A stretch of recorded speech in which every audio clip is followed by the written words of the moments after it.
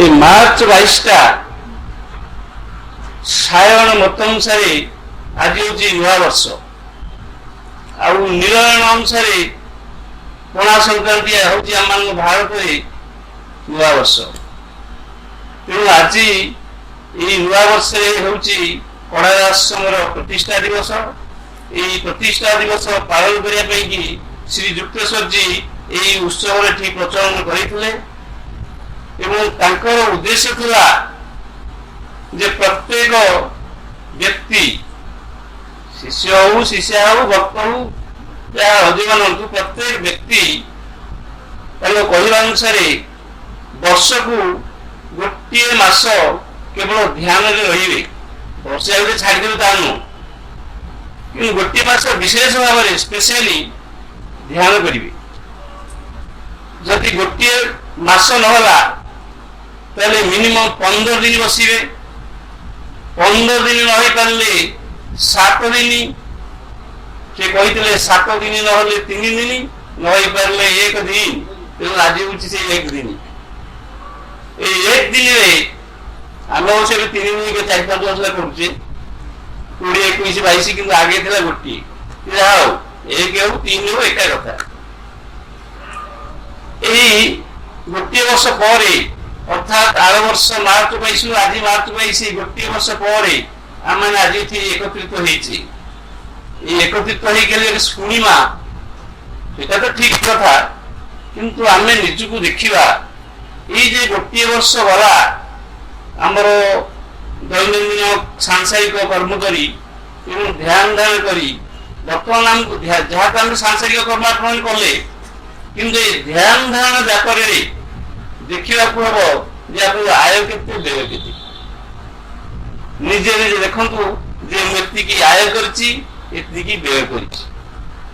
ସେ ଆୟ ବ୍ୟୟ ବ୍ୟାପାରରେ ମୁଁ 3ଟା ଜିନିଷ ସୂଚେଇଛି। ଗୋଟିଏ ହେଲା ଏଥିକ୍ସ ଅର ମୋରାଲିଟି, ନୈତିକ ଜୀବନ। ଆପଣ ଜାଣନ୍ତି ସେମାନଙ୍କୁ ଏକ୍ସପ୍ଲେନ୍ କରିବିନି। ଦ୍ୱିତୀୟ ଜିନିଷ ହେଲା ଧର୍ମ। ନୈତିକତା ମାନେ କ'ଣ? ଭଲ ମନ୍ଦ, ସୁ କୁ, ଏଇ ଦୁଇଟାକୁ ଭଲ ଭାବରେ ବିଚାର କରି ଭଲ ଦ୍ୱାରା ନିଜକୁ ପରିଚାଳିତ କରିବା ହେଉଛି ନୈତିକ ଜୀବନ। ସେ ନୈତିକ ଜୀବନରେ ଦେଖିବେ ଯେ ଆପଣ କେତେଟା ଆୟ କେତେଟା ବ୍ୟୟ କରିଛନ୍ତି। ଯେ ଆମେ କହିବା ଯେ ଆୟ ଗିରା ଜୁଗିବାଲା ଆମର ଏଇଗୁଡ଼ା ସବୁ କିଛି ଦରକାର ନାହିଁ, କିନ୍ତୁ ସେ ବି ଆବଶ୍ୟକ ଅଛି। ତାର ଆୟ ବ୍ୟୟ ଦେଖିବେ। ଗୋଟିଏ ହେଲା ଧର୍ମ। ଧର୍ମ ତ ବିଭିନ୍ନ ପ୍ରକାର ହେଇଛି, କିନ୍ତୁ ମୁଁ ଦେଖୁଛି ଆମ ଭାରତରେ ବର୍ତ୍ତମାନ ଯୋଉ ଧର୍ମ ଚାଲିଛି ସେ ଅନୁସାରେ ମୁଁ ଗୋଟେ କଥା କହୁଛି ଯେ ଆମେ ଯୋଉ ଧର୍ମ କଥା କହୁଛେ ସେ ଯୋଉ ସନାତନ ଧର୍ମ ସେ ଧର୍ମ ଆମେ କରୁନି।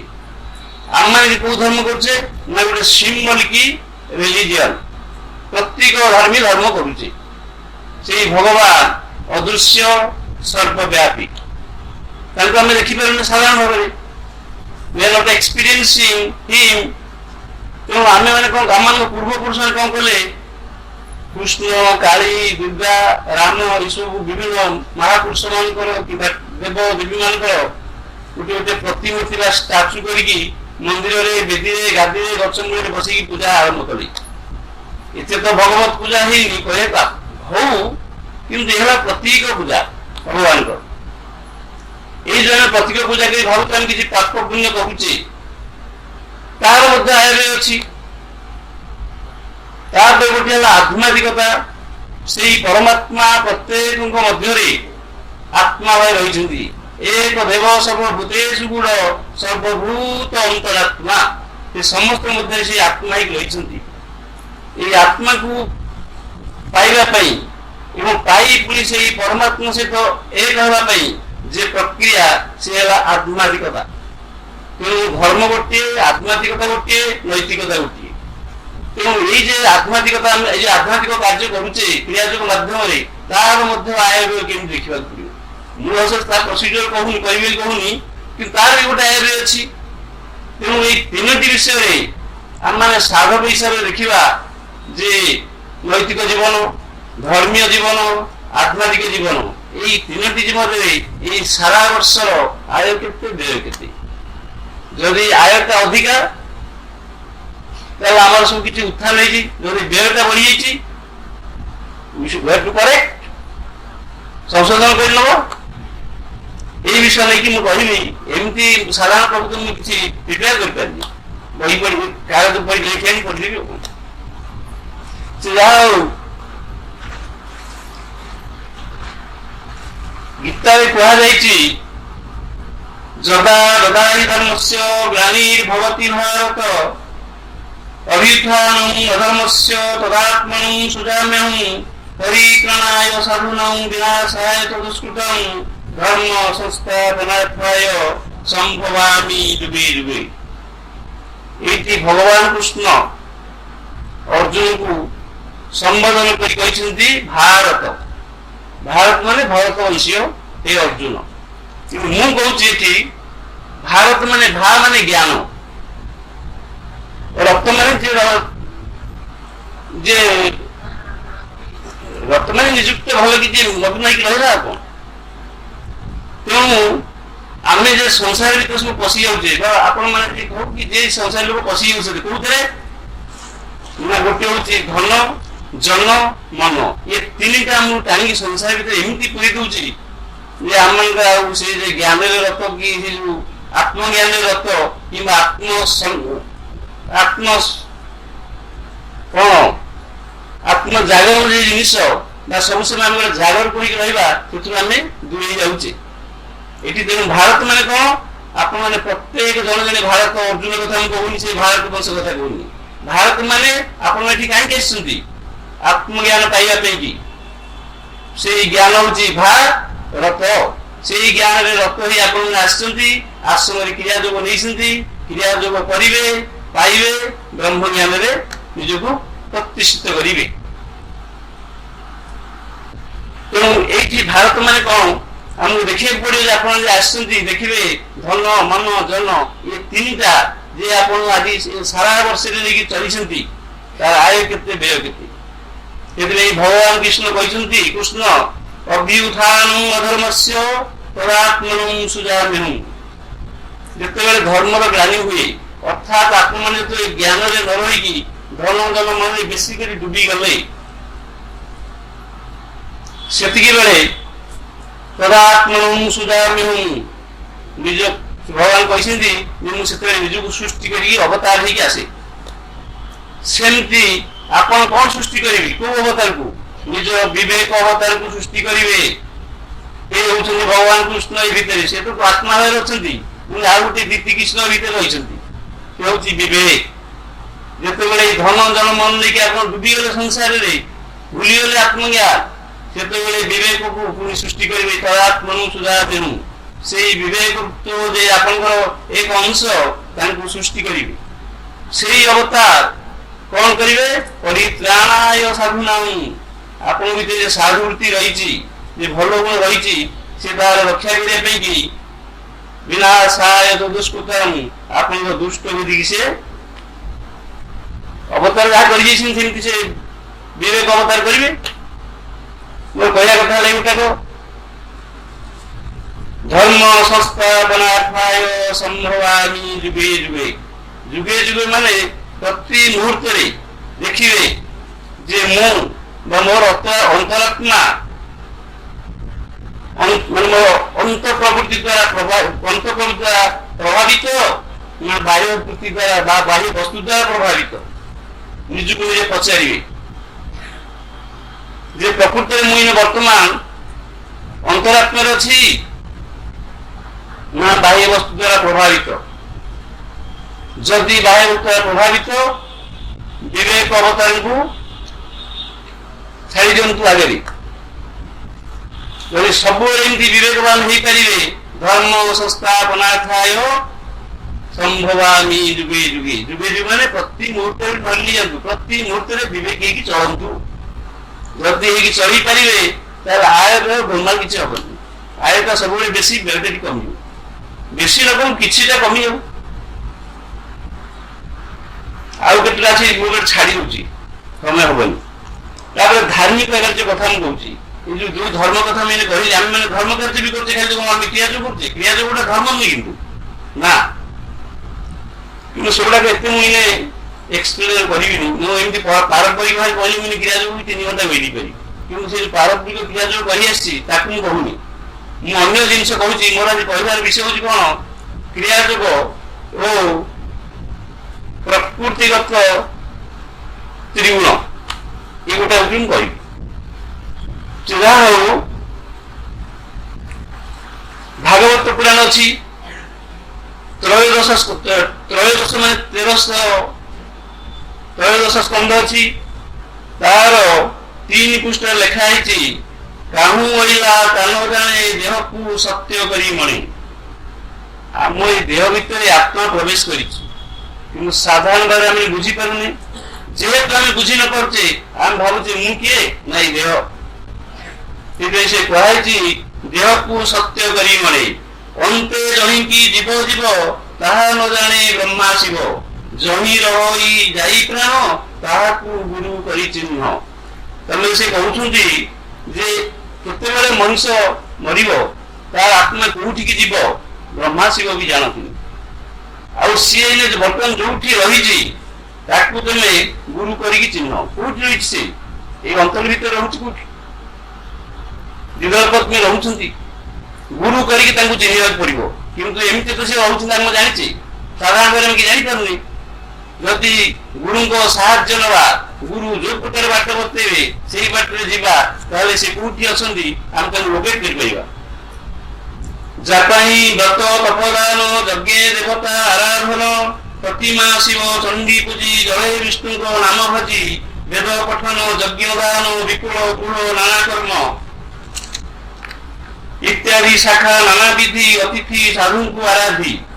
ଅର୍ଥାତ୍ ଏଇ ଯୋଉ ଆମେ ସବୁ ଜପ ତପ ପ୍ରତିମା ପୂଜା କରୁଛେ, ତାପରେ ବିଭିନ୍ନ ପ୍ରକାର ବେଦ ପାଠ କରୁଛେ, ଅନ୍ୟ ଶାସ୍ତ୍ର ପାଠ କରୁଛେ, ଏଇ ଯୋଉ ଯାହା କିଛି ଆମେ କରୁଛେ ଏସବୁ କାହିଁକି କରୁଛେ ନା ସେଇ ଆତ୍ମାକୁ ପାଇବା ପାଇଁକି, ଭଗବାନଙ୍କୁ ପାଇବା ପାଇଁକି। ଅତି ବାହାରେ ଭିତରଟି ସେଇ, କିନ୍ତୁ ସେ ଏଇ ବାହାରେ ଅଛନ୍ତି, ସମଗ୍ର ବିଶ୍ୱରେ ସେ ପରିବ୍ୟାପ୍ତ ହେଇକି ଓତପ୍ରୋତ ଭାବରେ ଅଛନ୍ତି। ଏବଂ ଆମ ଭିତରେ ବି ସେମିତି ସେ ଓତପ୍ରୋତ ଭାବରେ ଅଛନ୍ତି। ବାହାରେ ଭିତରଟି ସେହି। ନିକଟେ ଥାଇ ନ ଦୃଶ୍ୟ ଯେଉଁ ନ ମେଣ୍ଟେ କର୍ମପାଶ।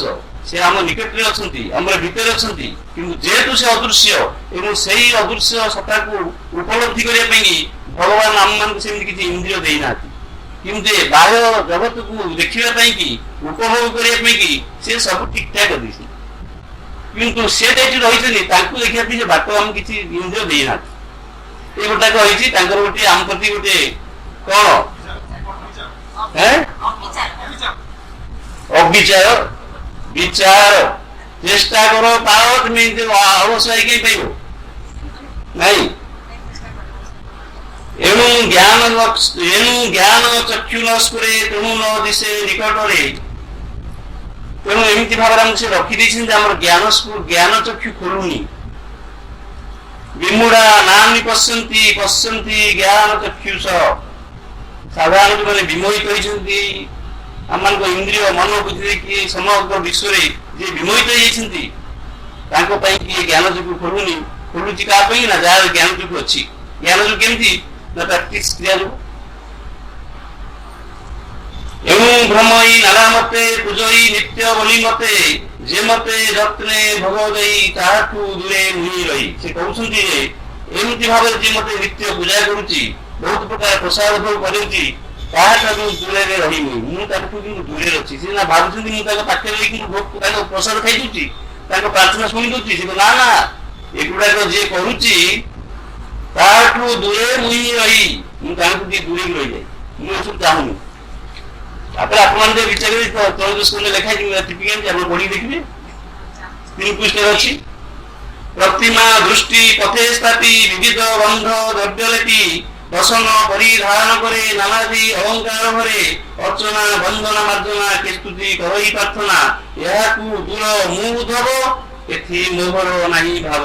সে କହିଲେ ଏମିତି ପ୍ରତିମା ସ୍ଥାପନ କରାଯାଉଛି, ମତେ ବିଭିନ୍ନ ଗନ୍ଧ ଦ୍ରବ୍ୟ ଧୂପକାଠି ଅମୁକ ଟମୁକ ଦଉଛନ୍ତି, ମତେ ବସ୍ତ୍ର ପରିଧାନ କରିଦଉଛନ୍ତି, ନାନାଦି ଅଳଙ୍କାରରେ ମତେ ସୁନ୍ଦର ସଜେଇ ଦଉଛନ୍ତି, ତାପରେ ଅର୍ଚ୍ଚନା ବନ୍ଦନା ମାର୍ଜନା ପ୍ରାର୍ଥନା ଇତ୍ୟାଦି ଇତ୍ୟାଦି କରୁଛନ୍ତି। କିନ୍ତୁ ଯେତେ ଯାହା କରନ୍ତୁ ଏହାକୁ ଦୂର ମୁ ଧବ ଏଥି ମୋହର ନାହିଁ ଭାବ। ମୋହର ଏଇଠି ମନ ନାହିଁ। ତାଙ୍କର ମନ ଯେ ଧ୍ୟାନ କର ତାଙ୍କୁ ଦେଖ ସେ ଭିତରେ ଅଛନ୍ତି। ଇଏ ସବୁ ଧୂପ ଦୀପ ଦେଇକି ସେ ଯୋଉ କରୁଛନ୍ତି ଏଥିରେ ମୋର ମନ ନାହିଁ। ଏ କଥା ମୁଁ କହୁନି, ତ୍ରୟୋଦଶ ସ୍କନ୍ଧ କହୁଛି ତୃତୀୟ ପୃଷ୍ଠାରେ। ତାପରେ ଆଚ୍ଛା ଯାବତ ଯିବେ ସୁଖം, ଏଇଟା ତ ଆପଣ ଜାଣିଛନ୍ତି। ଯାବତ ଯିବେ ସୁଖം ଯିବେ ଦୃଢ଼ଂ କୃତ୍ୱା ଘୃତ ପିବେ ଭସ୍ମୀ ଭୂତସ୍ୟ ଦେହସ୍ୟ ପୁନରାଗମନ କୃତ। ଯଦି ଆମେ ଏଇ ଦେହଟାକୁ ନିଜେ ବୋଲି ଭାବିବା, ତାହେଲେ ଯେତେବେଳେ ଦେହ ଭସ୍ମ ହେଇଗଲା କାମ ଶେଷ। ଭସ୍ମୀ ଭୂତସ୍ୟ ଦେହସ୍ୟ ପୁନରାଗମନ କୃତ, କେବେ ପୁଣି ଆସିପାରିବନି। କିନ୍ତୁ ଏଇ ଦେହ ଭିତରେ ଦେହି ଅଛି। ଚାର୍ବାକ୍ୟ ଜାଣିପାରିଲେନି କି ଚାର୍ବାକ୍ୟ ଦୁଏ ଚାର୍ବାକ୍ୟ କହିଛି ଏଇ ଅସୁର ମାନଙ୍କୁ ଗୋଟେ ଅବାଟରୁ ନେଇଯିବା ପାଇଁକି ଦେବତା ମାନେ କଣ କଲେ, ବୃହସ୍ପତିକି ପଠେଇଲେ। ସିଏ ଚାର୍ବାକ୍ୟ ହେଇକି ଗୋଟେ ମାୟା ବେଶ ସାରିକି ଅସୁର ମାନଙ୍କୁ ଶିଖେଇଲେ ଏଇ ଚାର୍ବାକ ଦର୍ଶନ। ଇଏ ହଉଛି ଏଇ ପ୍ରକାର ଶିଖ। ସେଥିପାଇଁ ସବୁ ଶୁଣିକି ଆତ୍ମା ନାହିଁ ଅମୁକ ନେଇ କମକୁ ନେଇ ଆମ ସର୍ବେଶ୍ୱର ଅଛୁ। ସେଇ କଥାଟା ସେ କହିଲେ ଚାର୍ବାକ୍ୟ। କିନ୍ତୁ ଚାର୍ବାକ୍ୟ ନିଜେ ବୃହସ୍ପତିରେ ଜାଣିବାକୁ ପଡିବ। ସେ ଠକି ଦେଇଥିଲେ ଅସୁର ମାନଙ୍କୁ ଏଇ ସବୁ ଚାର୍ବାକ ଦର୍ଶନ ଶିଖେଇ। ସେ ଯାହା ହଉ, ତେଣୁ ଆମେ ମାନେ ଯଦି ଭାବିବା ଯେ ଦେହଟି ହଉଛି ମୁଁ, କିନ୍ତୁ ଏଇଟା ଗୋଟେ ଭୁଲ। ଏଇ ଦେହ ଭିତରେ ସେଇ ଦେହି ଅଛନ୍ତି, ସେଇ ଆତ୍ମା ଅଛନ୍ତି, ସେଇ ପରମାତ୍ମା ରହିଛନ୍ତି। ତାଙ୍କୁ ଆମମାନଙ୍କୁ ଉପଲବ୍ଧି କରିବା ପାଇଁ କୁହାଯିବ। ସେଥିରେ ମଧୁସୂଦନ ରାୟ କହିଛନ୍ତି ରେ ଆତ୍ମନ ନିଦ୍ରା ପରିହରି ହେରି ଚିନ୍ତାର ଲୋଚନ କର କର ଅନୁକ୍ଷଣ ନିଶବ୍ଦେ ଜୀବନ ସ୍ରୋତ ଧାଉଁଛି କିପରି ଭେଟିବାକୁ ମୃତ୍ୟୁ ସିନ୍ଧୁ କରାଳ ଲହରୀ।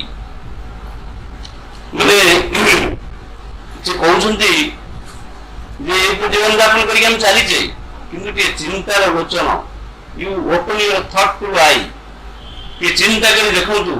ଚିନ୍ତା କରି ଯଦି ଦେଖିବେ ତାହେଲେ ଦେଖିବେ ଯେ ପ୍ରତି ମୁହୂର୍ତ୍ତରେ ଆମର ଜୀବନଟା ସେଇ ମୃତ୍ୟୁ ସିନ୍ଧୁରୁ ଗତି କରିଛି। ଗୋଟେ ଆମେ ନଦୀ ଭଳିଆ ଆମର ଜୀବନ ସ୍ରୋତ ବହି ଚାଲିଛି। କୁଆଡେ କି ମୃତ୍ୟୁ ସିନ୍ଧୁ କରାଳ ଲହରୀ। କିନ୍ତୁ କରାଳ ଲହରୀ ତ ଯାଉଛି, ସେ ଯିବ ତାକୁ କି ସେ ତାକୁ ବିନାକୁ ଯଦି ଆମକୁ ରଖିପାରିବେ? ସିଏ ତାକୁ ରଖିହବନି, ସେ ଯିବ। କିନ୍ତୁ ସେ ଯିବା ଭିତରେ ଚିନ୍ତାର ଲୋଚନ ଫେରିକି କରନ୍ତୁ। କଣ ଚିନ୍ତାର ଲୋଚନ କରିବେ ନା ତୀରେଷୁ ତୈଳଂ ଦଧନିବ ସର୍ପ ସାପରିପ ଶ୍ଲୋକ ସୁରଣିଷୁ ଏବମାତ୍ମନି ଭସ୍ମି ଶକ୍ତି ତପସ୍ୟା ଯୋ ଅନୁପଶ୍ୟତି। ଅର୍ଥାତ ଯେମିତି ରାଶିରେ ତେଲ ଗୋପନ ଭାବରେ ବା ଗୁହ୍ୟ ଭାବରେ ଥାଏ, ଆଉ ସ୍ରୋତରେ ନଦୀ ସ୍ରୋତ ବହି ଯାଉଛି, ସେଥିରେ ସେମିତି ପାଣି ରହିଥାଏ। ସେମିତି ଭାବରେ ଆଉ ଦହି ମଧ୍ୟ ବା କ୍ଷୀର ମଧ୍ୟରେ ଘିଅ ମଧ୍ୟ ଗୋପନ ଭାବରେ ରହିଥାଏ। କ୍ଷୀର ଅଛି, ଆପଣ ଜାଣିଛନ୍ତି ସେ ଦହି ପାଇପାରିବେ, ଘିଅ ପାଇପାରିବେ? ଏ ସବୁ ଗୋପନ ଭାବରେ ରହିଛି। ମାନେ ରାଶିରେ ତେଲ, କ୍ଷୀରରେ ଘିଅ, ଏ ସବୁ ଗୋପନ ଭାବରେ ଯେମିତି ରହିଛନ୍ତି, ସେମିତି ଏ ଦେହ ମଧ୍ୟରେ ଆତ୍ମା ମଧ୍ୟ ସେମିତି ଗୋପନ ଭାବରେ ରହିଛି। କିନ୍ତୁ ତଥାପି ସେଇ ରାଶିରୁ ତେଲ ବାହାର କରାଯାଉଛି, ସେଇ କ୍ଷୀରରୁ ଘିଅ ବାହାର କରାଯାଉଛି। ଆମେ ଭାରି ଖୁସି, କାହିଁକିନା ଆମେ ଇନ୍ଦ୍ରିୟ ଭୋଗ କରିପାରିବା। କିନ୍ତୁ ଏ ଦେହରେ ଯେ ଆତ୍ମା ଅଛନ୍ତି ତାଙ୍କୁ ମନ୍ଥନ କରିବା ଆମମାନଙ୍କୁ ଟିକେ ଜଡ଼ତା ରହୁଛି। ସେଥିପାଇଁ ସେ କୁହାଯାଇଛି ଯେ ଏଇ ଆତ୍ମାକୁ ନେଇକି ମୁଁ କହିଛି ଆଧ୍ୟାତ୍ମିକତା। ଏ ହଉଛି ଆଧ୍ୟାତ୍ମିକତା, ଆତ୍ମ ବିଷୟ ନେଇକି। ଏଗୁଡା ଯିଏ ଗଲା ସେ ନୈତିକତା ଧର୍ମ ଗଲା। ଏଇଟା ହେଲା ବର୍ତ୍ତମାନ ଆଧ୍ୟାତ୍ମିକ। ଭଗବାନ କୃଷ୍ଣଙ୍କୁ ଅର୍ଜୁନ ପଚାରିଥିଲେ କି ତଦ୍ବ୍ରହ୍ମ, କି ଅଧ୍ୟାତ୍ମ, କି କର୍ମ ପୁରୁଷୋତ୍ତମ। ହେ ପୁରୁଷୋତ୍ତମ, ସେଇ ବ୍ରହ୍ମ କିଏ, ସେ ଅଧ୍ୟାତ୍ମ କଣ? ତାପରେ ସେ କହିଥିଲେ ଅକ୍ଷରଂ ବ୍ରହ୍ମ ପରମ ସ୍ୱଭାବ ଅଧ୍ୟାତ୍ମ ଉଚ୍ୟତେ। ତାମାନେ ସେ କହିଥିଲେ ଯେ ଆମ ଭିତରେ ଯେଉଁ ଅକ୍ଷର, ଯେ ଅବ୍ୟୟ ରହିଛନ୍ତି, ଯେ ପରମାତ୍ମା, ସେଇ ହେଉଛନ୍ତି ବ୍ରହ୍ମ, ସେଇ ହିଁ ଅଧ୍ୟାତ୍ମ। ସେ ତାପରେ ଏଇ ଯେ ଆତ୍ମା ଯେ ଖାଲି ଆମ ଦେହ ମଧ୍ୟ ରହିଛନ୍ତି, ଆଉ କୋଉଠି ନାହାନ୍ତି ସେମିତି ନାହିଁ। ସେଥିପାଇଁ ଆପଣ ଦେଖିବେ ଜଳେ ଆତ୍ମା, ତଳେ ଆତ୍ମା, ଅନଳେ ଅନେ ଆତ୍ମା, আলোকে সকল লোকে যহ তিষ্ঠন্তি পরমাত্মা মায়াযুক্ত সজীবাত্মা মায়ামুক্ত উক্ত আত্মা। ଯେତେବେଳେ ସେଇ ଆତ୍ମା ମାୟାଯୁକ୍ତ ହୁଅନ୍ତି ସେତେବେଳେ ତାଙ୍କୁ କୁହାଯାଏ ଜୀବାତ୍ମା।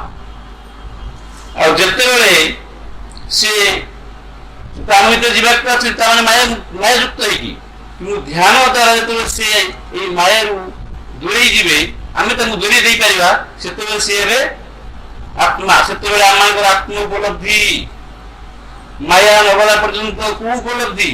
ସେଇ ଜୀବାତ୍ମା ଉପଲବ୍ଧି। ସେଇ ଜୀବାତ୍ମା ହେଇକି ଆମେ ଯେମିତି ଭୋଗ କରୁଛେ ସଂସାରରେ ଇନ୍ଦ୍ରିୟକୁ ନେଇକି, ମନ ବୁଦ୍ଧିକି ନେଇକି, ଅହମିକାକୁ ନେଇକି, ସେମିତି ଆମେ ଚାଲିଥିବା। କିନ୍ତୁ ଧ୍ୟାନ ଦ୍ୱାରା ଏଇ ମାୟାକୁ ଦୂରେଇବାକୁ ପଡିବ ଆତ୍ମା ଠାରୁ, ତାହେଲେ ଆତ୍ମା ଆତ୍ମା ହେଇକି ଆମକୁ ଉପଲବ୍ଧିରେ ଆସିବେ। ମାୟାଯୁକ୍ତ ସ ଈଶ୍ୱର ମାୟାମୁକ୍ତ ପରମାତ୍ମା। ଭଗବାନ ଦୁଇଟି, ଗୋଟେ ହଉଛି ସଗୁଣ ଭଗବାନ, ଗୋଟେ ହଉଛି ନିର୍ଗୁଣ ଭଗବାନ। ଏଇ ଯେ ସଗୁଣ ଭଗବାନ ସେ ମାୟାଯୁକ୍ତ,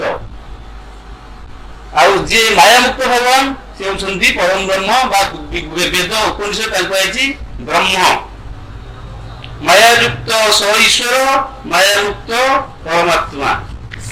ବୃହତ୍ଭୂତ ବ୍ରହ୍ମଭୁକ୍ତ ସର୍ବଗତ ସର୍ବସ୍ଥିତ ଦେହେ ସ୍ଥିତ୍ୱା ସ ଆଧ୍ୟାତ୍ୟ ସାଧନ ଆତ୍ମାଦିଗତ। ସେ ଯେହେତୁ ସମଗ୍ର ବିଶ୍ୱରେ ପରିବ୍ୟାପ୍ତ ହେଇକି ଓତପ୍ରୋତ ଭାବେ ରହିଛନ୍ତି ବୃହତ୍ ଆକାରରେ, ସେ ବୃହତ ଶବ୍ଦ ହେଲା ବ୍ରହ୍ମ। ବ୍ରହ୍ମ ମାନେ ବୃହତ। ମମୀମାଂସ ଜୀବଲୋକେ ଜୀବଭୂତ ସନାତନ ମନ ଷଷ୍ଠ ଇନ୍ଦ୍ରିୟାଣୀ ପ୍ରକୃତି ସ୍ଥାନୀ ପ୍ରସିଦ୍ଧି। ଗୀତାରେ କୁହାଯାଇଛି ଯେ ଆମେମାନେ ଯଦିଓ ସେଇ ସନାତନ ଭଗବାନଙ୍କର ନିତ୍ୟ ଭଗବାନଙ୍କର ଅଂଶ, ତଥାପି ଆମମାନେ ପ୍ରକୃତିର ବଶବର୍ତ୍ତୀ ହେଇ ଆମମାନେ ଇନ୍ଦ୍ରିୟ ଦ୍ୱାରା ମନ ଦ୍ୱାରା ସଂସାର ଆଡ଼କୁ ଆକର୍ଷିତ ହେଉଛି। ଏମିତି ଭାବରେ ଆମକୁ ଭଗବାନ ସୃଷ୍ଟି ଭିତରେ ରଖିଦେଇଛନ୍ତି ଏବଂ ଆମକୁ ଦେହ ଭିତରେ ଏମିତି ଭାବରେ ଗୋଟେ ପ୍ରିନ୍ସିପଲ ରଖିଦେଇଛନ୍ତି, ଆମମାନେ ସବୁବେଳେ ବହିର୍ମୁଖୀ, ଆଉ ସବୁବେଳେ ଆମର ମନ ଇନ୍ଦ୍ରିୟ ସବୁବେଳେ ଏ ସଂସାର ବାହ୍ୟ ବସ୍ତୁ ଭୋଗ୍ୟବସ୍ତୁ ଆଡ଼କୁ ଦୌଡ଼ିଛି।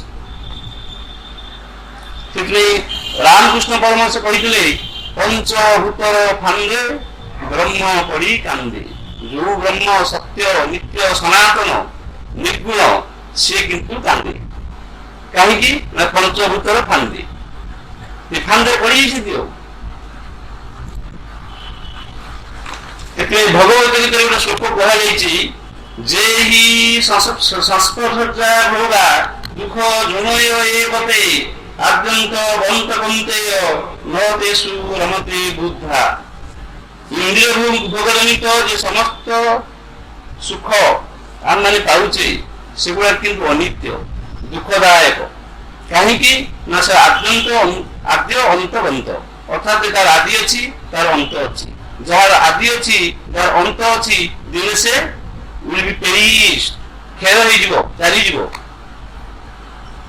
କିନ୍ତୁ ଚାଲିଯିବ, ତେଣୁ ଆମେ ସେଇ ଯୋଉ ଭୋଗ ଗୁଡାକ କରୁଛେ ସେଇ ଆଦି ଅନ୍ତ ଥିବା ବସ୍ତୁରୁ ଯୋଉ ଭୋଗ ଆମେ କରୁଛେ, ତେଣୁ ସେ ବି ସେଇ କ୍ଷୟ।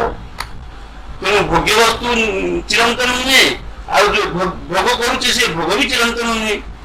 ତେଣୁ ଯୋଉମାନେ ଜ୍ଞାନୀ ଲୋକ ନ ରମନ୍ତି ତେଷୁ, ସେଇ ସବୁ ବିଷୟରେ ସେମାନେ ଏତେଟା ମଜ୍ଜନ୍ତି ନାହିଁ, ମାନେ ସେଥିରେ ସେଆକୁ ଗତି କରନ୍ତି ନାହିଁ। ଆଉ ତେଣୁ ପୁରାଣରେ ରାଣୀ ମଦାଳସାଙ୍କ କଥା ଲେଖା ହେଇଛି। ତାଙ୍କର 18ଟି ପିଲା ଥିଲେ। ସେ ପିଲା ଗୁଡା ଯେତେବେଳେ କାନ୍ଦନ୍ତି, ସେ ତ କଣ ଏକାଠି ପିଲା ଜନ୍ମ ହେଇନି, ଗୋଟେ ଗୋଟେ ଜନ୍ମ ହେଇଛନ୍ତି। ସେ ଯେତେବେଳେ ଛୋଟ ପିଲାଟି ଯେତେବେଳେ ସେ ସନ୍ତାନଟି ଥାଏ ସେ କାନ୍ଦେ, କାନ୍ଦନ୍ତି, ସେଗୁଡା ଦୋଳି କରିଥାନ୍ତି। ସେ ଦୋଳିରେ ପିଲାକୁ ଝୁଲାନ୍ତି, ଝୁଲେଇ କହନ୍ତି ଶୁଦ୍ଧୋଷି ବୁଦ୍ଧୋଷି ନିରଞ୍ଜନୋଷି ସଂସାର ମାୟା ପରିବର୍ଦ୍ଧିତୋଷି କଥନ୍ତ ମନ ବସ୍ୟ ରୁଧିଷି ସତ୍ୟୋଷି ନିତ୍ୟୋଷି ପ୍ରତିଷ୍ଠିତୋଷି। ଶୁଦ୍ଧୋଷି ବୁଦ୍ଧୋଷି ନିରଞ୍ଜନୋଷି। ଏ ପୁଅ, ତୁ ଶୁଦ୍ଧ ବୁଦ୍ଧ ନିରଞ୍ଜନ, ତୁ ଏ ସଂସାର ମାୟାକୁ ତ୍ୟାଗ କରିଦିଏ। ତୁ କାହିଁକି କାନ୍ଦୁଛୁ? ନିଜକୁ ସତ୍ୟରେ ନିତ୍ୟରେ ପ୍ରତିଷ୍ଠା କରେ। ଶ୍ଲୋକଟା ବୋଲିକି ସେ ପିଲାଙ୍କୁ ମାନେ ଦୋଳାନ୍ତି ଗୋଲିରେ। ଏମିତି କରିକରି ସେ ତାଙ୍କ 18ଟା ପିଲା ବାଜି କରିଦେଇଥିଲେ। କଣ ବୁଝିଲେ? ଏଇଟା ଲେଖା ହେଇଛି ପୁରାଣ, ପଢିବେ କୋଉଠି କାହାକୁ? ସତ୍ୟୋଷି ନିତ୍ୟୋଷି ପ୍ରତିଷ୍ଠିତୋଷି। ତେଣୁ ଆମମାନେ ଯୋଉ ସବୁ ସାଧାରଣ ଭାବରେ ଯେ ଅବସ୍ଥାରେ ଆମେ ରହୁଛେ, ଇଏ ହଉଛି ଅସତ୍। ମୁଁ କହିନି ଅସତ୍ମା ସଦ୍ଗମୟ, ତମୋସମା ଜ୍ୟୋତିର୍ଗମୟ, ମୃତ୍ୟୁମା ଅମୃତଗମୟ।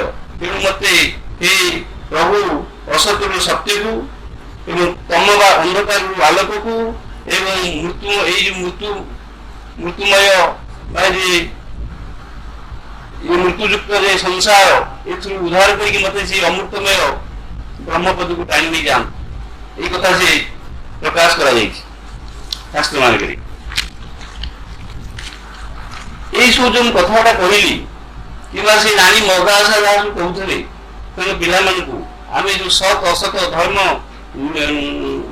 ଯୋଉ ନୈତିକତା, ଏ ଯୋଉ ଯାହା ଆମେ କରୁଛେ, ଭଲ ମନ୍ଦ, ଭଲ ଚିନ୍ତା ମନ୍ଦ ଚିନ୍ତା କର୍ମ ସବୁ ଯାହା କିଛି କରୁଛେ, ଏଇ ସବୁ କର୍ମ ଯୋଉ ଆମେ କରୁଛେ, ୟାର ବେସିସ୍ କଣ? What is the foundation for all activity, may be good or bad?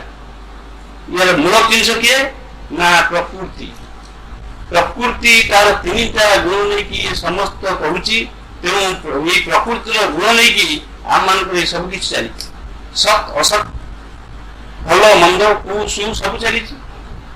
ତେଣୁ ବର୍ତ୍ତମାନ ଏଇ ତ୍ରିଗୁଣ କଥା ଗୋଟେ କହୁଛି। ତ୍ରିଭୀର ଗୁଣ ଐଭାରୈରେରି ସର୍ବମିଦଂ ଜଗତ୍ ମୋହିତଂ ନାଭିଜାନନ୍ତି ମାନେଭ୍ୟ ପରମ ବ୍ୟୟଂ। ଏଇ ସତ୍ୟ ରଜ ତମ, ଏଇ 3ଟି ଗୁଣ ଏ ସମସ୍ତ ଜଗତକୁ ମୋହିତ କରି ରଖିଛି। ମାନେ ଜନ ସମାଜ ସମସ୍ତଙ୍କୁ ମୋହିତ କରି ରଖିଛି। ତେଣୁ କିନ୍ତୁ ସେଇ ଭଗବାନ, ଏ ଅଦ୍ୱୈତ କୋକୁ କହିଛନ୍ତି ଶ୍ରୀକୃଷ୍ଣ, ସେ ଯାହା ସେଇ ଭଗବାନ, ସେ କିନ୍ତୁ ଏଇ ତ୍ରିଗୁଣରୁ ଅତୀତ। ତେଣୁ ଆପଣ ମାନଙ୍କୁ ପ୍ରଥମେ ଯଦି ଭଗବାନ ପାଇଁ କିଛି ଥାଏ, ପ୍ରଥମ କର୍ତ୍ତବ୍ୟ ହେଉଛି କଣ? Be free from the 3 gunas, qualities of the prakriti. ଯଦି ତ୍ରିଗୁଣାତୀତ ଅବସ୍ଥା ନାହିଁ, ଭୋଗ ବିଳାସ କି ପୃଥିବୀ କେବଳ ଯାଇପାରିବ। ସେଥିପାଇଁ ପ୍ରଥମ ଜିନିଷ ହଉଛି ଯେ 3 ଗୁଣ ଯୋଉ ରହିଛି, 3ଟି ରଜୁ, ଗୋଟେ କଣ କହିଥିଲେ ମୁଁ କହିଥିଲି, ତ୍ରିଗୁଣ ରଜୁ କରେ ଧରି ମୃଗୀ ନଚାଏ ନର ହରି। দেখুন মৃগী নচায়ে ত্রিগুণ রজ করে ধরি মৃগী নচায়ে নর হরি। যাହା ହଉ ସେଥିପାଇଁ କୁହାଯାଇଛି ପ୍ରକୃତେ କ୍ରିୟମାଣାନି ଗୁଣୈ କର୍ମାଣି ସର୍ବଶ ଅହଙ୍କାର ବିମୂଢ଼ାତ୍ମା କର୍ତ୍ତାହଂ ଇତି ମନ୍ୟତେ। ଏଇ ପ୍ରକୃତି ମାନେ କହିଲେ କଣ? ମନକୁ ଧରନ୍ତୁ ଆମେ ଜଣେ ଲୋକ ସତ୍ୟ ସାତ୍ବିକ ପ୍ରକୃତିର, ଏ ସାତ୍ବିକତା ବା ତାମସିକତା ବା ରାଜସିକତା ଆମେ କୋଉଠି ପ୍ରକାଶ କରୁଛି? Express in the mind, visible, eat is experience in the mind. ତେଣୁ ପ୍ରକୃତି କହିଲେ ମୁଁ ବୁଝିଛି ମନ। ଯାହା ହଉ ଏଇ ପ୍ରକୃତି ତାର 3ଟି ଗୁଣ ଦ୍ୱାରା ସମସ୍ତ କର୍ମ ଆମ ଭିତରେ କରି ଚାଲିଛି। କିନ୍ତୁ ମୁଁ ବୋଲି ଯୋଉ ଭିତରେ ଆମର ରହିଛି ଇଗୋ, ସେ ଭାବୁଛି ଯେ ମୁଁ ହଉଛି କର୍ତ୍ତା। ପ୍ରକୃତି କ୍ରିୟମାଣାନି ଗୁଣୈ କର୍ମାଣି ସର୍ବଶ, ସମସ୍ତ ଏଇ 3ଟି ଗୁଣ ଦ୍ୱାରା ସେ ସମସ୍ତ ପ୍ରକାର କର୍ମ କରୁଛି। ଭଲ ହଉ ମନ୍ଦ ହଉ, ନିର୍ବେଳ କାମ ହଉ, ସବୁ ସେ କରିଚାଲିଛି। କିନ୍ତୁ ଆମର ଭିତରେ ଥିବା ଯେ ଯୋଉ ଇଗୋ, ଅହଙ୍କାର, ଅହମିକା, ସେ କହୁଛି କିଏ କରିବ? ମୁଁ। ତେଣୁ ଆମର ଅହମିକା ହଉଛି ଆମମାନଙ୍କର କର୍ତ୍ତା। ଏଇଟା ଆମେ take it for granted but not true. न तदस्ति पृथिव्याम्बादिवि दिवेषु वा पुनः सप्तम प्रकृति मुक्तम जडेभि सातिर्भि हुई। अर्थात এই পৃথিবীরে স্বর্গরে কিংবা 3 পুରରେ কিংবা 14 ভুবନରେ ଯେତେ ଯିଏ ଯାହା ଥାଆନ୍ତୁ, କେହି ଜଣେ କହିପାରିବନି ଯେ ମୁଁ ଏଇ 3 ଗୁଣରୁ ମୁକ୍ତ। କୌଣସି ଦେବତା ମଧ୍ୟ କହିପାରିବେନି ଯେ ମୁଁ 3 ଗୁଣରୁ ମୁକ୍ତ। ସେ ଦେବ ହଉ, ରାକ୍ଷସ ହଉ, ନର ହଉ, ଯିଏ ହଉ, ତ୍ରିଗୁଣ ସମସ୍ତଙ୍କୁ ଘାଣ୍ଟୁଛି। এই কথাটা একেবারে সত্য। ଦେବତା ହେଲେ ମଧ୍ୟ ସେ 3 ଗୁଣ ଦ୍ୱାରା ଆବଦ୍ଧ। କାହିଁକିନା ଗୀତା କହୁଛି ଆମେ ଦେବତାଙ୍କୁ ଭେଦକୁ ଯାଇନି।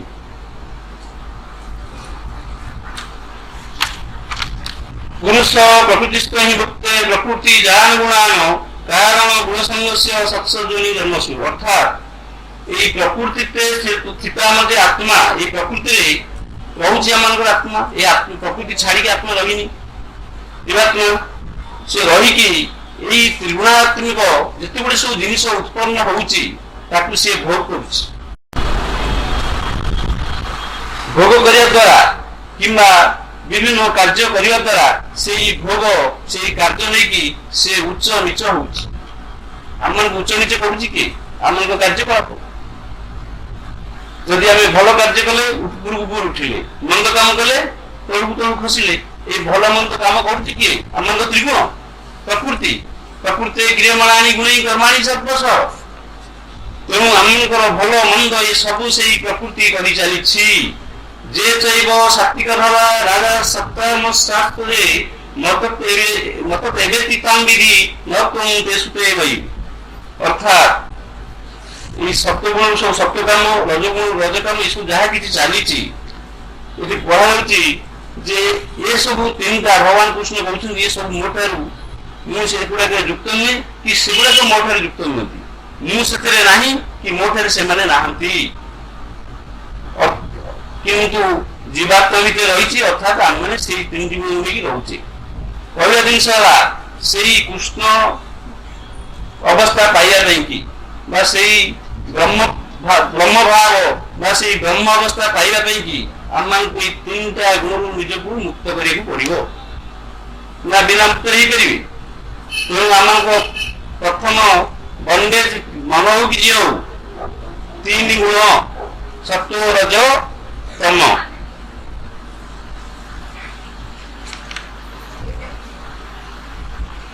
ଆଉ ବେଶୀ କଣ ଛାଡ଼ିବୁ କିଛି କିଛି मान अपमान जो तुल्य विद्राय पक्षयो सर्वारंभ परित्यागी गुणातीत सौच्यते। मान अपमान जे समता, मित्र मित्र शत्रु भितर जे समता, ये समस्त कर्म जे सब जिनिस अभिमान होई चली सेगुड़ा गुरुत्व। जने लोक मान अपमान भल मंद ये सब विषय किसी नजर न देखी निरपेक्ष भाव जीवन यापन करुच्ची। এইটা হচ্ছে ত্রিগুণাতীতের অবস্থা। এটা কুহাইছে ত্রিগুণাতীত, মুখে রাজি নুহে। যা গীতা কହୁଛି তো হ্যাঁ ଏ ହଉଛି গুড আন্ড ব্যাড। সেটা হচ্ছে কিংবা রেসপেক্ট আন্ড ইনসল্ট ଏ ସବୁ ଦ୍ୱନ୍ଦାତ୍ମକ ଅବସ୍ଥାରେ ଯିଏ ନିରପେକ୍ଷ ଭାବରେ ଜୀବନ ଯାପନ କରୁଛି ସେ ହଉଛି ତ୍ରିଗୁଣାତୀତ। ମୁଁ ଟିକେ ମୁଁ ଆକ୍ଚୁଆଲି କହୁଛି ଯେ ଟିକେ ଭିତରେ କହୁନି। ଯାହା ହଉ ତାପରେ ମୁଁ କହିବି। अच्छा ସେଥିରେ ଗୁରୁ ଗୀତାରେ ଗୋଟେ କୁହାଯାଇଛି ରୂପାରହି ଗୁଣାତୀତଂ ରୂପାରହି ରୂପାତୀତଂ ଗୁଣ ରୂପ ବିନିୟତ୍ୱାଦ୍ ଗୁରୁ ଇତି ଅଭିଧୀୟତେ। ଏଗୁଡ଼ାକ ବେଶୀ ମୁଁ ଟିକେ ଟିକେ କହୁଛି ଯେ ଗୁ ମାନେ ହଉଛି ଗୁଣାତୀତ, ରୁ ହଉଛି ରୂପାତୀତ। ଅର୍ଥାତ୍ ଯେତେବେଳେ ପର୍ଯ୍ୟନ୍ତ একজন ବ୍ୟକ୍ତି ବା ଜଣେ ସାଧକ ନିଜକୁ ରୂପାରହି ଗୁଣାତୀତଂ ନିଜକୁ ଗୁଣାତୀତ ରୂପାତୀତ, ଆମେ ଦେହ ଦ୍ୱାରା ରୂପାୟିତ। ତେଣୁ ଏ ଦେହର ବାହାରକୁ ଯିବାକୁ ପଡ଼ିବ। ଅର୍ଥାତ୍ ଦେହର ବାହାରକୁ ଯିବେ କେମିତି? ଦେହାତୀତ ଅବସ୍ଥା। ଦେହ ରହିଛି, ସେଇ ଦେହ ଭିତରେ ଆପଣ ଅଛନ୍ତି, ରହିବେ, କିନ୍ତୁ ଦେହ ବୋଧ ରହିବ ନାହିଁ। ଦେହାତୀତ ଅବସ୍ଥା, ବିଦେହ ଅବସ୍ଥା ରହିବେ। ସେ କହୁଛନ୍ତି ସେଥିପାଇଁ ଏଇ ବିଦେହ ଅବସ୍ଥାରେ ଯଦି ଆପଣ ରହିବେ, ଏଇ ଗୁଣାତୀତ ଅବସ୍ଥା, ରୂପର କୌଣସି ଉପଲବ୍ଧି ରହିବ ନାହିଁ, ତାହେଲେ ସେତେବେଳେ ଆପଣ ଗୁରୁ ପଦବାଚ୍ୟ ହେଇପାରିବେ। ଗୁରୁ ପଦରେ କଣ ନା ଗୁଣା ତ୍ରିଗୁଣ ରହିତଂ ସଦ୍ଗୁରୁତଂ ଭାବାତୀତଂ ତ୍ରିଗୁଣ ରହିତଂ ସଦ୍ଗୁରୁତଂ ନମାମି। ସେ ସଦ୍ଗୁରୁ କିଏ ନା ତ୍ରିଗୁଣ ରହିତଂ ଭାବାତୀତଂ, এই ଭାବ ଅତୀତ ତ୍ରିଗୁଣର ଅତୀତ ଯିଏ ସଦ୍ଗୁରୁ ତାଙ୍କୁ ମୁଁ ପ୍ରଣାମ କରୁଛି। ଅର୍ଥାତ୍ ସଦ୍ଗୁରୁ ଅବସ୍ଥା ବା ନିଜେ ସେଇ ବ୍ରହ୍ମବିତ ଅବସ୍ଥା ବା ବ୍ରହ୍ମ ନିର୍ମାଣ ଅବସ୍ଥା ପାଇବାକୁ ଗଲେ ଆପଣମାନଙ୍କୁ ଏଇ ତ୍ରିଗୁଣ ରହିତ ଅବସ୍ଥାକୁ ଯିବାକୁ ପଡିବ। ଅର୍ଥାତ୍ ତିନିଟା ଗୁଣକୁ ଛାଡିବାକୁ ପଡିବ। ଏଇଟା ଆଚ୍ଛା ଆଉ ଗୋଟେ ଜିନିଷ ମୁଁ କହୁଛି, ଏଇ ତିନିଟା ଗୁଣକୁ ନେଇ ଯୋଡିଏ କଥା କହୁଛି। ଗୋଟିଏ ହେଲା ଇଡ଼ା ଭଗବତୀ ଗଙ୍ଗା ପିଙ୍ଗଳା ଯମୁନା ନଦୀ ଇଡ଼ା ପିଙ୍ଗଳା ଦୁଇ ମଧ୍ୟରେ ସୁଷୁମ୍ନା ହି ସରସ୍ୱତୀ। ଇଡ଼ା ଭଗବତୀ ଗଙ୍ଗା, ଇଡ଼ା ହେଲା ବାଁ ପାଖରେ, ଇଏ ହେଲା ଭଗବତୀ ଗଙ୍ଗା, ପିଙ୍ଗଳା ଯମୁନା ନଦୀ ଇଡ଼ା ପିଙ୍ଗଳା ଦୁଇ ମଧ୍ୟରେ ସୁଷୁମ୍ନା ହି ସରସ୍ୱତୀ। ତାମାନେ ସେ କହୁଛନ୍ତି ଇଡ଼ା ହେଲା ଗଙ୍ଗା, ପିଙ୍ଗଳା ହେଲା ଯମୁନା ଆଉ ସରସ୍ୱତୀ ନଦୀ ହେଲା ଆମଙ୍କର ସୁଷୁମ୍ନା। ଇଏ ହେଲା ତ୍ରିବେଣୀ। ବହି ଅନ୍ତ ସ୍ନାନ ବିହୀନସ୍ୟ ବହି ସ୍ନାନେନ କିଫଳମ୍। ଆମେ ଯାଉଛେ ପ୍ରୟାଗରେ କିଛି ହେଲା ଗୋଟେ ଡୁବୁ ପକେଇକି ପଳେଇଯାଉଛି, ବହି ସ୍ନାନେନ କିଫଳମ୍। ତେଣୁ ସେ କହୁଛି ଯେ ଯଦି ଏଇ ଇଡ଼ା ପିଙ୍ଗଳାକୁ ଆଶ୍ରୟ କରିକି ଆପଣ ସେଇ ସୁଷୁମ୍ନାକୁ ଯାଇପାରିବେ ତାହେଲେ ଆପଣ ସେଇ ଜାଗାରେ ତିନିଟା ଜାଗା ରହିଛି। ଏଠି ଇଏ ଏଠୁ ଯାଇଛି ଇଡ଼ା, ଏଠି ପହଞ୍ଚି ସେଠୁ ସେ ବାଁ ପାଖ ଦେଇକି ମୂଳା ବାହାରି, ଇଏ ପାଖକୁ ଯାଇଛି ସେଇଠି ପହଞ୍ଚିଛି, ସେ ଆସି ପହଞ୍ଚି ଡାହାଣ ପାଖରେ। ଆଉ ସୁଷୁମ୍ନା ବୋଲି ପ୍ରକୃତ କିଛି ନାହିଁ, ଇଏ ମହାମୁଦ୍ରା କଲେ ସୁଷୁମ୍ନା ସେଇଥିପାଇଁ ମୁଁ ବହର କହିବି। ତେଣୁ ସେଇ ଜାଗାଟାରେ ଯେ ତିନିଟା ନାରୀ ରହୁଛି ସେଇଟା ହେଲା ତ୍ରିବେଣୀ। ତେଣୁ ବହି ଅନ୍ତ ସ୍ନାନ ବିହୀନସ୍ୟ ବହି ସ୍ନାନେନ କିଫଳମ୍। ତେଣୁ ପ୍ରୟାଗ ଦେଇକି ଯଦି ତ୍ରିବେଣୀ ଡୁବୁଟା ପଡ଼ିଗଲେ ସେଥିରେ କି ଫଳ? ତେଣୁ ଯଦି ଆପଣ ଧ୍ୟାନ ଦ୍ୱାରା ଏଇ କ୍ରିୟାଯୋଗ ଅଭ୍ୟାସ ଦ୍ୱାରା ସେଇ ତ୍ରିବେଣୀକୁ ଯାଇପାରିବେ, ଗୋଟିଏ ଡୁବ ପକେଇବେ, ତାହେଲେ କିଛି ମିଳିବ। ଏଇଟା ଗୋଟେ କୁହାଯାଉଛି। କିନ୍ତୁ ତାର ଆଉ ଗୋଟେ ଜିନିଷ କୁହାଯାଉଛି କଣ? ଇଡ଼ା ତମଗୁଣ ବାହି ପିଙ୍ଗଳା ରଜସ୍କାରିଣୀ ଇଡ଼ା ପିଙ୍ଗଳା ଦ୍ୱୟ ମଧ୍ୟରେ ସୁଷୁମ୍ନା ସତ୍ତ୍ୱଧାରିଣୀ। କୁହାଯାଉଛି ଇଡ଼ା ହଉଛି ତମ ଏବଂ ପିଙ୍ଗଳା ହଉଛି ରଜ, ଆଉ ଇଡ଼ା ପିଙ୍ଗଳାର ମଝିରେ ଯୋଉ ରହୁଛି ସରସ୍ୱତୀ ସେ ହଉଛି ସତ୍ତ୍ୱଧାରିଣୀ। ଯଦି ଆମେ ମହାମୁଦ୍ରା କରିବା, ଜାଣିଛନ୍ତି ତ କିଏ ବି ଆମର କ୍ରିୟା ଦୁଇ କଥା ନଥାଇ ପାରନ୍ତି, ଯାହା ହଉ ଆମେ ଠିକ ଶ୍ୱାସ ନେଇକି ବା ପ୍ରାଣାୟାମ ପୂର୍ବକ ଆମେ ବାଁ ସାଇଡରେ ଟିକେ ନଈ କରୁଛେ, ତାପରେ ସେମିତି ଜିନିଷ କରିକି ଡାହାଣରେ ପୁଣି ସାମ୍ନାରେ ଏମିତି ଆମର ଇଡ଼ା ପିଙ୍ଗଳା ଦିଟାକୁ ଏମିତି ରହିଛି, ସୁଷୁମ୍ନା ବୋଲି କିଛି ନାହିଁ। ଏମିତି କରିବା ଦ୍ୱାରା କିଛି ବର୍ଷ ଲାଗିବ, କିଛି ମାସ ନୁହଁ। It will take some good number of years. ତାପରେ ସେଟା ଆସ୍ତେ ଆସ୍ତେ ଏମିତି ଖୋଲିଯିବ, ମାନେ ପରସ୍ପର ପୃଥକ ଏମିତି ହେଇଯିବ, ଲାଗିକି ଅଛି ତ ପୃଥକ ହେଇଯିବ। ଏ ପୃଥକ ବୋଲି କଣ ଏତେ ଗୁଡାଏ, ଏ ପୃଥକ ହେଇଗଲା ପରେ ଯୋଉ ଖୋଲିବା ଯୋଉ ଗ୍ୟାପଟା, gap is called Sushumna. Sushumna is not nadi which is existing in the body inside the backbone। ସେଇଟାକୁ ଇଡ଼ା ପିଙ୍ଗଳାକୁ ଆମେ ପରସ୍ପର ପୃଥକ କରିପାରିଲେ ମହାମୁଦ୍ରା ଦ୍ୱାରା, ତାହେଲେ ସୁଷୁମ୍ନା ଉନ୍ମୁକ୍ତ ହେଇଯାଏ। କୁହାଯାଏ ସୁଷୁମ୍ନା ଉନ୍ମୁକ୍ତ ହେଇଗଲା ମାନେ ଖୋଲିଗଲା। Only by the practice of Mahamudra. ଆମମାନଙ୍କର ଶ୍ୱାସ ଦେଖିବେ, ଏଠି ସ୍ୱର ଶାସ୍ତ୍ର କଥା ଆମେ କହୁନି, ଶ୍ୱାସଟା ଆମର ବାଁ ପଟରେ ଯାଉଛି 48 ମିନିଟ୍। ତତ୍ଵ ଅନୁସାରେ ସେ କଥା ହବ, ସେଟା ମୁଁ ଏତେ କହୁନି, ଗୋଟେ ଜେନେରାଲ କଥା କହୁଛି। କିଛି ସମୟ ଗଲା 48 ମିନିଟ୍, ତାପରେ ଚାଲି ଆସିଲା ଡାହାଣକୁ। ଏମିତି ବାଁ ଡାହାଣ ପ୍ରତି 48 ମିନିଟରେ ସେ ପରିବର୍ତ୍ତନ ଅଛି। ଏ ପରିବର୍ତ୍ତନ ହେବା ସମୟରେ ଗୋଟିଏ ନ୍ୟୁଟ୍ରାଲ ପିରିୟଡ ଅଛି, ସେ କଣ କରିବ, କିଛି ସମୟ ଏପାଡ଼ି ଯିବ ପୁଣି ଏପାଡ଼ି ଯିବ, ଏମିତି ହଉ ଶେଷକୁ ଦି ପୁଡ଼ାରେ ସମାନ ଭାବରେ ଯିବ। That is called Sushumna. ବାଁରେ ବହିଲେ ଇଡ଼ା, ଡାହାଣରେ ପିଙ୍ଗଳା। ଯଦି ଦି ପୁଡ଼ାରେ ସମାନ ଭାବରେ କ୍ଷୀଣ ଭାବରେ ଗଲା ସେଇଟା ହେଲା ସୁଷୁମ୍ନା। ଆଉ ଯେତେବେଳେ ଶ୍ୱାସଟା ଧ୍ୟାନ କରିକରି ଶ୍ୱାସ ନାହିଁ, ଏମିତି ଅବସ୍ଥା ଅଛି। ଯଦି ଆପଣ ଦେଖିବେ ସେମିତି ଧ୍ୟାନ ଯେ ଉଚ୍ଚତର ଅବସ୍ଥାରେ କରିବ, ଆସ୍ତେ ଆସ୍ତେ ଶ୍ୱାସ ଚାଲିଗଲା ନା ଇଡ଼ା ଅଛି, ନା ପିଙ୍ଗଳା ଅଛି, ନା ସୁଷୁମ୍ନା ଅଛି। ଇଏ ହେଲା ତ୍ରିଗୁଣାତୀତ ଅବସ୍ଥା। ଯଦି ଏମିତି ଆମେ ଧ୍ୟାନ କରିବା, କ୍ରିୟା ଯୋଗକୁ ଗୁରୁଙ୍କ କଥା ଅନୁସାରେ ପ୍ରତ୍ୟେକ ଦିନ ଅଭ୍ୟାସ କରିବା, ଏଇ ତ୍ରିଗୁଣାତୀତ ଅବସ୍ଥା ନିଶ୍ଚିତ ଭାବରେ ଲାଭ ହବ।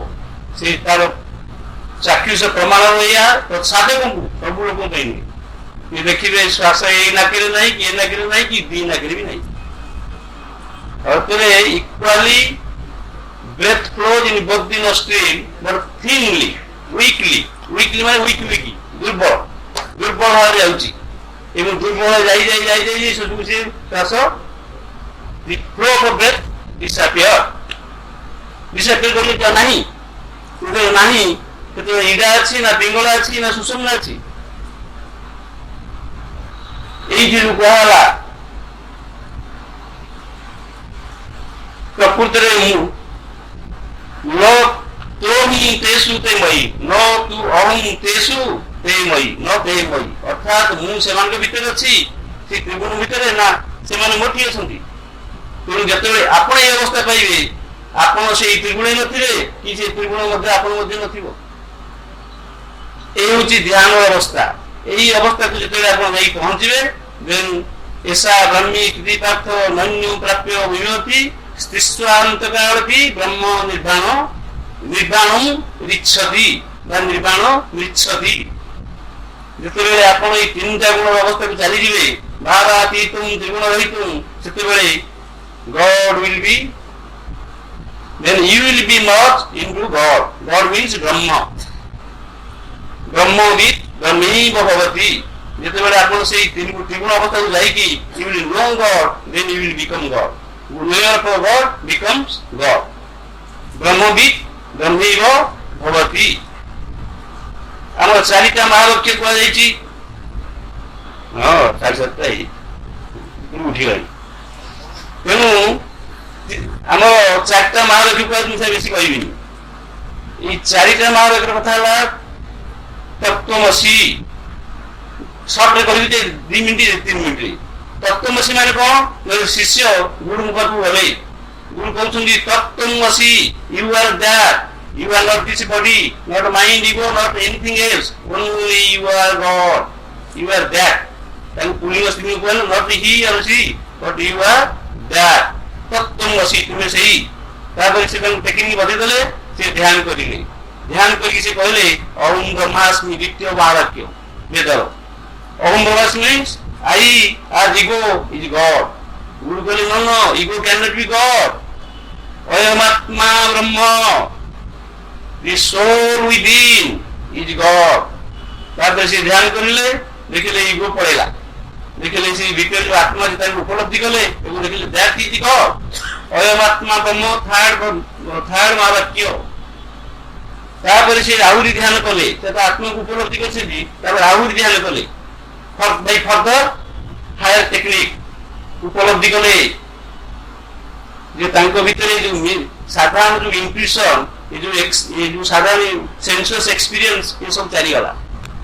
ମିଷ୍ଟିକ୍ ଏକ୍ସପିରିଏନ୍ସ ଆସିଲା, ଇନଟ୍ୟୁଟିଭ ୱିଜଡମ୍ ଆସିଲା, ସେ ହେଲା ପ୍ରଜ୍ଞାନ। ପ୍ରଜ୍ଞାନ ବ୍ରହ୍ମ। ତାପରେ ଦେଖିଲେ ସେ ତାଙ୍କର ସେ ଆତ୍ମା, ସେଇ ଇନଟ୍ୟୁଟିଭ ପ୍ରଜ୍ଞାନ ଦ୍ୱାରା ସେ ନିଜେ ହିଁ ବ୍ରହ୍ମ, ସର୍ବବ୍ୟାପୀ ସେଇ ଭଗବାନ। ଆଉ ବେଶୀ କିଛି କହୁନି, କାରଣ ମତେ 7:30 ଶେଷ କରିବାକୁ କହିଥିଲେ। ଆଜି ଟିକେ ଟାଇମ ହେଇଯିବ। ହଉ, ମୋର କହିବା କଥା ହଉଛି ଏଇ ଆପଣ ମାନେ ନୈତିକତା ଜାଣନ୍ତୁ, ସେଟା ଖରାପ ବୋଲି ମୁଁ କେବେ କହିବିନି, କିନ୍ତୁ 100 ବର୍ଷ ଯଦି ନୈତିକତା ଦେଇକି ଯିବେ, God will never come to you because it is mental discipline. Your mind will be free from all disturbances, all bad things, and will be maybe filled with the good things. But by good and bad, God is not touched. It has no connection with the good either bad, either good or with the bad. ଧର୍ମ କଥା ଯୋଉ ମୁଁ କହିଲି, ଧର୍ମ କାର୍ଯ୍ୟ ଅସୀମ ମଲିକି worship, ଆପଣ ଏମିତି 10,000 ବର୍ଷ କଣ ଲକ୍ଷ ଲକ୍ଷ ବର୍ଷ କରନ୍ତୁ, God will not move. ସେ ତାଙ୍କର ଏଇ ବୈକୁଣ୍ଠରେ ରହିଥିବେ। ଯଦି ଆପଣ ଏଇ ଆଧ୍ୟାତ୍ମିକ କାମ କରିବେ, କ୍ରିୟା ଯୋଗ ହଉଛି ଆଧ୍ୟାତ୍ମିକ ସାଧନା, ଆତ୍ମସାଧନା। এই আত্মসাধনা যদি କରିବେ, ତାହେଲେ ଆପଣ ଏଇ ଯୋଉ ତ୍ରିଗୁଣରେ ଜଡ଼ିତ ହେଇକି ଅଛନ୍ତି, ଏଇ ତ୍ରିଗୁଣ ଯେମିତି କୁହାଗଲା ଆସ୍ତେ ଆସ୍ତେ ଦୂରେଇଯିବ। ଭାବାତୀତୁଂ ତ୍ରିଗୁଣ ରହିତୁଂ ସଦ୍ଗୁରୁଂ ତୋ ନମାମି। ନମାମି ତ କରୁଛନ୍ତି, କିନ୍ତୁ ନିଜେ ଗୁରୁ ହେଇକି ନିଜକୁ ନିଜେ ଆପଣ କାହାକୁ ପ୍ରମାଣ କରିବେ କିଏ ଅଛି ଯେ ଆପଣ ଦେଖେ ଏକ ବ୍ରହ୍ମ ଦ୍ୱିତୀୟ ନାସ୍ତି। ଯେତେବେଳେ ଆପଣ ବ୍ରହ୍ମ ହେଇଗଲେ, ଆପଣ ନିଜେ ସାରା ବିଶ୍ୱରେ ପରିବ୍ୟାପ୍ତ ହେଇକି ରହିଲେ। ଆପଣଙ୍କ ବାହାରେ ଆଉ କେହି ନାହିଁ ଯେ କାହାକୁ ଆପଣ ଗୋଟେ ପ୍ରଣାମ କରିବେ। ପ୍ରଣାମ କାହାକୁ କରିବେ?